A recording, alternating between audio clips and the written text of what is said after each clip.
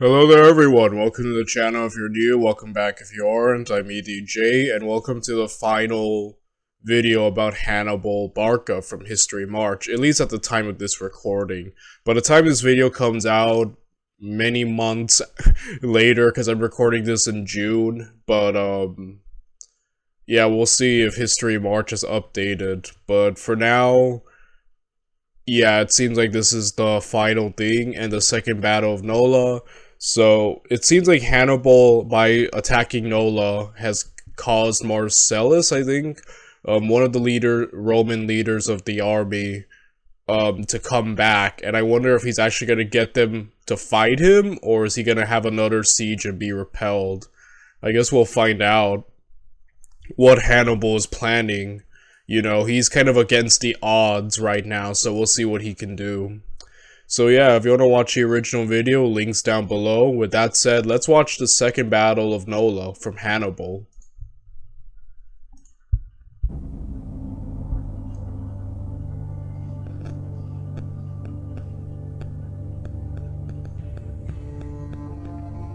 It's mid-August 215 BC. For over a month now, Carthaginian troops plundered the countryside around the city of Nola. Joined by Hanno's army from Bruttium, Hannibal made a point of ravaging the land right in front of the gates, where the inhabitants could see their fields and property burning. Undermining Roman authority in this way, he hoped, would drive Marcellus to meet him in open battle, or suffer the embarrassment for refusing to fight. Amazingly, the political elite of Nola still preferred to man the walls instead of confronting the enemy. But Marcellus ordered the legions to deploy. Aware that support for Hannibal among residents of Nola was strong, he understood that the continuation of political wrangling could turn this situation into a proper debacle, with the whole city rebelling against Rome. Worse, if Hannibal was allowed time to build siege towers, as he had done at Cumae in 215, the Roman army could end up being trapped between the Carthaginian assault on the walls and fighting the rebels in the streets. Action needed to be taken now. Once the last of his men exited, Marcellus ordered the gates shut and rushed to meet Hannibal head-on. This is interesting. It seemed like the Roman leaders had been obviously they've been abiding by the Fabian strategy of not fighting Hannibal. I guess finally Hannibal has pushed Marcellus's hand, finally found a way to get one of the Romans to fight him. And yeah, we don't really know much. I don't really know a lot about Hannibal post-Cannae, his battles specifically, other than the inevitable defeat by, you know, Scipio Africanus. But yeah, so far in this series, it's been Hannibal. They haven't been giving him fights. They've had minor battles, you know, between like sieges, but which Hannibal has been repelled, but no big pitched battles. So, you know, obviously Hannibal hasn't had a chance to really showcase use his full tactical ability since Cannae. So, it seems like he's finally getting the chance here, and I'm wondering how it'll do. Much like in the first encounter, he forewent arraying the troops in battle formation for the sake of speed. And again, the shock of the Roman attack initially threw the Carthaginians off balance. During the next half hour, more troops from each side joined the battle. However, a sudden rainstorm then quickly turned the ground into mud. Hannibal's veterans gained the upper hand in these conditions, inflicting losses and forcing back the Roman line. But the continued fighting wore down both sides, forcing the men to withdraw as night was fast approaching. The torrential rain kept the two armies in their camps for another 2 days. But once the third day dawned, the weather cleared and the ground hardened. Marcellus surprised Hannibal by deploying his troops in front of the walls yet again. To both Hannibal... Marcellus did pretty well the first time he encountered Hannibal. He seems... I don't know, man. Like, I guess we're seeing how the Romans are adapting to this guy. I mean, granted, that first encounter during the reign seemed like Hannibal was winning, though. I'm wondering if Marcellus has anything up his sleeve, because he's definitely finding ways to catch the Carthaginians off guard, you know? And the citizens of Nola, the message was clear. Rome would not back down. This time, it was Hannibal's turn to accept the challenge. Marcellus impressed upon the men that they fought hard to stop Hannibal once, fight hard today, and they reap the spoils of victory once again. No quarter was given by either side. The experienced Carthaginians wanted to reaffirm their supremacy, while the Romans were eager to prove themselves against Hannibal. The vicious fighting lasted for much of the afternoon. Fatigue kicked in, thousands fell, some cut down, others crushed in the mass of soldiers. Having the walls behind him protected Marcellus's rear, preventing Hannibal from utilizing his mobile cavalry to strike the Roman flanks. As the battle of attrition wore on, the Romans persisted and wore down the Carthaginians. With the night again looming, Hannibal backed off. Marcellus had again stood toe-to-toe against the Carthaginian general. The next day, both commanders agreed to a temporary truce to allow each side to collect and bury their dead. Nola remained in Roman hands.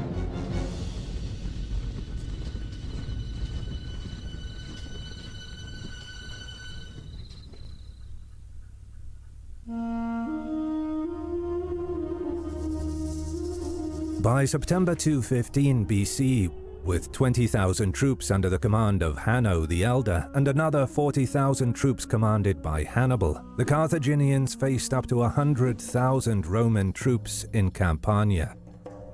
Still, Hannibal was unable to force Fabius into a decisive battle. Changing tact yet again, he garrisoned key cities and marched east to winter quarters in Apulia. Hanno the Elder, meanwhile, made his way back to Bruttium to continue the subjugation of the region. With the Carthaginian army now gone from Campania, the Romans finally enjoyed some respite. Yeah, it seemed to be more of a stalemate, the Battle of Nola. I guess if we're not getting back to it, like, yeah, that seemed more like a stalemate, which, again, for the Romans is good, you know? Yeah, Hannibal's not winning any more big victories anymore, huh? Fabius ordered grain collected from nearby cities and brought to the Roman army wintering at Suessula. To lessen the supply burden on the allies, he left Marcellus only with a garrison detachment and sent the rest of the army that fought at Nola back to Rome, where they could be supplied more efficiently and get some much-needed rest. Gracchus was sent trailing after Hannibal to observe his movements from a safe distance, with strict orders to avoid a pitched battle. Back in Rome, alarm was raised in the prison buried at the foot of the Capitoline Hill. Built underground, this place was meant to be a fate worse than death. Yet, a most valuable prisoner had somehow escaped this dark, damp, and foreboding subterranean dungeon. Managing to disguise himself, he then made his way to Ostia on a donkey, stolen at the local market, where he boarded a small vessel and set out to meet with the king of Macedon.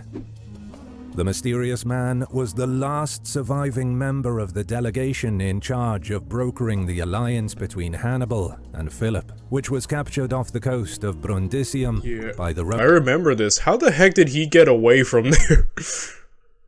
Wow, that's kind of awesome. Romans earlier in the summer, before being transported first to Cumae and then sentenced to imprisonment by the Roman Senate. But traumatized by what he had endured during interrogation in the dungeons of Rome, the diplomat was unable to remember the exact terms of the treaty once he had reached Philip's court. Nevertheless, His most remarkable escape gave the King of Macedon an early warning, and a second delegation was promptly dispatched to meet Hannibal and draft the agreement anew. Across the sea in Iberia, the Scipio brothers wrote to the Senate detailing their successes, but stressed that they lacked the money needed to stay in the fight. They borrowed heavily from the Iberian allies to pay the wages of the troops and sailors, and insisted the Senate provide for everything else, chiefly clothing and grain, among other provisions. Without help, the Scipios claimed, the army and the province would collapse by the end of the year. Unable to finance the effort in Iberia due to the high cost of maintaining the war against Hannibal in Italy, the Senate had no choice other than to turn to creditors. Major concessions were offered. Those who took contracts to supply the army in Iberia were exempt from military service, probably along with their sons, and were to be paid first with interest, with payment guaranteed even in the event of a shipwreck or capture by the enemy. The state taking on the full risk of transportation was a risky proposition at best, but the Roman Senate really had no choice. The contract was taken by 57 private individuals, split into 3 companies, and the ships finally embarked for Spain. The Scipio brothers would get the supplies they needed. And, unbeknownst to the Romans, the risk they took with creditors came at the 11th hour, because around this time Mago Barca finally embarked for Iberia with funds, supplies, and reinforcements. Whoever reached their destination first could potentially tip the balance of the war in Spain. This game, you're not. Meanwhile, Hasdrubal the Bald's expedition to Sardinia was derailed when his fleet was blown off course, ending up in the Balearic Islands. Many of the ships had to be hauled ashore for repairs before the voyage continued. The 12,000 infantry and 1,500 cavalry were much welcomed reinforcements to Hampsicora's pro-Carthaginian Sardinian revolt after their defeat at Cornus a year earlier, which left them with some 3,000 men. The delay, however, allowed Titus Manlius Torquato to rebuild his army at Caralis. To his 5,000 legionaries who survived the prior clash with the Sardinians, he was able to add some 4,000 troops whose health had barely recovered from malnourishment and scurvy, though many of these men were still only fit for defense duties. Crucially, another 6,000 were on their way from Rome. While these were inexperienced troops, they were vital for shoring up Titus's ranks. Hasdrubal the Bald landed at Tharos in early autumn of 215 BC, where he was greeted by Hampsicora. The combined Carthago-Sardinian army wasted no time in marching south, aware that there was no better time to fight the Romans, many of whom were still suffering from sickness. Meanwhile, 60 Carthaginian warships and an unknown number of transports tracked the movement of the army, following the coast until they reached Caralis. Alright, so we're gonna see Hasdrubal the Bald fight. I'm wondering how he's gonna do. Hasdrubal the Bald's intention was to fully encircle the city and starve the Romans into submission. There was no Roman fleet nearby to lift the blockade and open lines of communication, and Titus lacked the supplies to withstand a long siege. Trapped in the city, he and his army would face ruin. Left with no other choice, the Roman general marched his sickly men to meet the Carthaginians. So yeah, so far we have seen that mainly Carthaginians outside of Hannibal have not been able to get any big wins over the Romans. Like, you know, I've been joking, yeah, Hannibal's like the only one getting any victories. So I guess we'll see what Hasdrubal... We'll see if Hasdrubal can finally break that trend, or just the Carthaginians just not good against Romans. I guess we'll find out right now, won't we? In the open. The two opponents did not immediately engage, encamping on an open plain west of the river Flumini Manu. Hasdrubal the Bald, while initially intending to press the Romans as soon as the opportunity presented itself, was surprised to see that Titus left the protection of the walls of Caralis, a bold move considering that a third of his army was not combat ready. The Carthaginian general wanted to reassess the situation. He sent his skirmishers to test the enemy's resolve. During the first day, the fast-moving Numidian horse pressed the Romans. But Titus's men snapped at the Carthaginians, winning several minor engagements. To Hasdrubal, this did not seem like a weary army. However, by the second day of skirmishing, the Roman general could no longer disguise the weakened state of his legions. He ordered the men to stay on the defensive and not venture forward. With so many men unfit for battle, he couldn't risk losing troops that actually were combat ready to exhaustion, injury, or death. Thus, the Romans backed off. This was the sign Hasdrubal was looking for. Okay, Hasdrubal, I'm like I said, every one of Hannibal's allies have failed, you know, his brothers. No one has been able to get a big victory over the Romans other than Hannibal, and that one Gallic alliance that took out that one army. But like again, I'm hoping let's see if you can break the trend of Carthaginians taking L's against the Romans. Oh man, I'm actually interested to see how this goes. I don't know how this is gonna go. Will he finally be the one, guys? Or will he, like everyone else, get their butts kicked by the Romans? His men were weak, after all. In the morning hours of the third day, Carthaginian troops were ordered to array for battle. Some 15,000 infantry and 1,500 cavalry took to the field. The Roman numbers are quoted as high as 22,000 infantry, but due to sickness and heavy losses while fighting the Sardinians during the previous year, it is likely that their effective strength was closer to 16,000 infantry and 1,200 horse. The exact deployment on the day remains vague, but it is thought that Hasdrubal formed a strong centre, flanked by the Sardinians and cavalry on the wings, along with several elephants. Titus mirrored this, placing his veteran and most rested troops in the center, flanked by the less experienced men that recently arrived from Rome and those barely fit for battle, with cavalry on the wings. Once the deployment was complete, Hasdrubal gave the order to attack. He took position in the center left, while two other commanders by the names of Mago and Hanno led the cavalry contingents on each wing. Amsicora commanded the Sardinians on the right, while his son Hyostus took position with his countrymen on the left.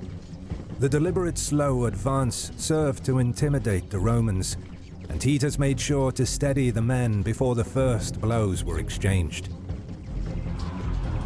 The fighting in the center had been the fiercest, but neither side could get an advantage early on. Hasdrubal predicted this and had ordered Mago and Hanno to drive the enemy cavalry from the field and encircle Titus's center. The Roman cavalry, although slightly outnumbered, held the Numidians at bay. But it was the weary Roman infantry flanking Titus's center that took the brunt of the fighting. Unable to hold, they were gradually ground down and pushed back. The decisive moment, however, came when the Roman detachment facing the Sardinians on the right managed to drive them back after Hyostus fell fighting in the front ranks.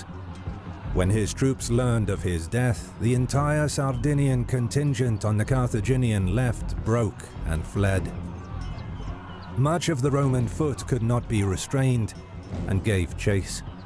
They gave no quarter to the fleeing Sardinians and took no prisoners. Crucially, Titus did manage to rally the cavalry on the right and have them wheel inward to attack the Carthaginian center. Hasdrubal and his men stood their ground, but as the Romans enveloped their position, they were gradually cut down to a man. Roman casualties are unknown, but given the overall state of Titus's army and the high attrition during the grueling campaign in Sardinia, losses were likely in the thousands. For the Carthaginian host, the defeat was catastrophic. Hasdrubal the Bald, along with his lieutenants Mago and Hanno, were captured. Iostus was killed in the fighting, and his father Hampsicora fled the field. 12,000 fell in battle, while another 1,500 were taken prisoner. Dude, I'm telling you, the Carthaginians are like a giant L. These guys kind of like are not that great, aren't they? Oh man. I'm telling you, like, I'm only really a fan of Hannibal. I'm not really the biggest fan of Carthage as a whole. I'm just like only a fan of Hannibal, and it's like, yeah, Carthage just does not do well, especially like in the first Punic War. Yeah. Then again, they're not really a war people, are they? They're more of a merchant like group, and you know, they hired a lot of mercenaries. So, you know, that it is what it is, but like, man, these guys can't win. They can't even beat like weak and sick Romans. Like, man, these guys. Man. Yeah, that's trend's never gonna break, huh? The Carthaginians outside of Hannibal just can't win. Some 3,000 men did manage to escape and head for the coast, where they boarded the waiting ships and promptly sailed for Carthage. But they wouldn't get far before they accidentally ran into a Sicilian contingent of the Roman fleet returning from a raiding mission in Africa. Against 60 Carthaginian warships, the Roman fleet of 100 quinquerenes had a clear advantage. Commanded by Titus or Catulus Crassus, they managed to capture 7 Carthaginian ships, while the rest scattered and made for Africa. In the aftermath of the battle, Hampsicora retreated to Cornus along with the scattered remains of the Sardinian army. But upon learning of his son's fate, he ended his own life. The Sardinian revolt had been defeated. Rebel cities surrendered to Rome, which allowed for some of the troops to return to Italy. The grain supply could resume uninterrupted, an important factor given the damage done to Roman agriculture in Italy. Crucially, the victory at Caralis denied the Carthaginians bases on Sardinia, from where Italy would have been in striking distance. It would be another 5 years before Carthage would threaten Roman domination in Sardinia. Back in Campania, Fabius harassed the holdings of the Carthaginians and their allies, fouling the fields around Capua. But Hannibal made sure the garrisons were well provisioned and could withstand the pressure until his return from Apulia. In addition, fast-moving Capuan irregular cavalry countered the Romans, in turn disrupting their supply lines, killing off patrols, and setting ambushes for the marching armies. Fabius, unwilling to risk being bogged down in enemy territory, retreated to his winter quarters at Suessula. To the south, 4,000 Numidian horse and 40 elephants reached Locri, where they were received by Hanno the Elder. Compared to the number of troops Hannibal was promised, this was a token force, and these would be the only reinforcements that Carthage sent to Italy via the sea throughout the war. Oh, that sucks. I'm telling you, man, Carthage is just a giant L, guys. Poor Hannibal. He really had to carry, he was forced to carry an entire nation, like an entire group on his back At least Hanno the Elder is kind of doing fine here, but then again, we haven't seen him fight alone. I get a feeling he would lose if the trend of Carthaginians is anything to go by. But man, just one giant L, guys. With his numbers raised to around 23,000, Hanno the Elder marched west to besiege the vital city of Rhegium, one of the last Roman holdouts in Bruttium. For over a month, Hanno besieged the city, but was unable to fully prevent it from being supplied by sea. 2 major attacks were mounted on the walls, both repulsed. Play War Thunder now. Join millions of players across the globe in massive battles on... Then a message arrived from the Bruttians, asking for aid in taking the city of Croton. Hanno lifted the siege and hurried east. Campaigning season was coming to an end, and while Rhegium was a valuable target, Croton was also of great importance, its fortress dominating the surrounding region. The Bruttians had managed to breach the walls, but were unable to take the citadel. Shortly after Hanno's arrival, the citadel was taken. The Carthaginians could now direct all of their efforts in Bruttium at Rhegium, the last city in the region still loyal to Rome. Hannibal, meanwhile, was settling in for the winter at Arpi. By now it became clear that his greatest weakness was the poor performance of Carthage's generals in other Heck yeah, it is. Hannibal must have been realizing, oh no, I'm working with complete incompetent idiots. And the people back home by Hanno II don't want to help me. Yeah, that must have set in, like, oh no, I'm gonna be undone by the failures of others. And in a way, he kind of was. Like, you know, obviously, I think it went that, like, Scipio Africanus went to attack Carthage, and that they called Hannibal back from Italy, and that when he went, he eventually lost. So, yeah, overall, Hannibal, unfortunately, his genius, it got Carthage far, but, you know, it wasn't enough. Yeah, like I said, I've mentioned on and off that Hannibal is my favorite military commander. I like him more than Napoleon, Julius Caesar, Alexander the Great. He's my #1 commander, and I've joked, you know, that in this series, in the Second Punic War, everyone's like, it's Carthage versus Rome, but I joke, it's not really Carthage versus Rome, it's Hannibal versus Rome. Carthage is just a background, they're just there, but quite frankly, it's really Hannibal, because Carthage has been unable to get a singular win outside of Hannibal. Unless you count, you know, this guy here, Brudi, taking places. He seems to be the only... Wait, what's his name?